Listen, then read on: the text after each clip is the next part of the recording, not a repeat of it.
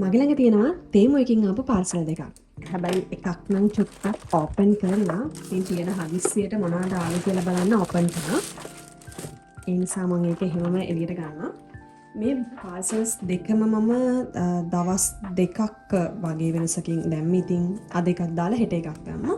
ඉතින් දෙකම මට හරියටම සතියයි දවස් දෙක තුනකින් ආවා. ඉක්මනට ආවා. සති දෙකක් ගියේ නෑ ඔක්කොටම. ඉතින් බලමු මේකත් ඕපන් කරලා.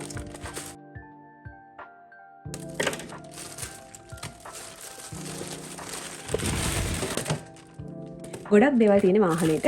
ඉතින් අපි බලමු ඔක්කොම එකින් එක.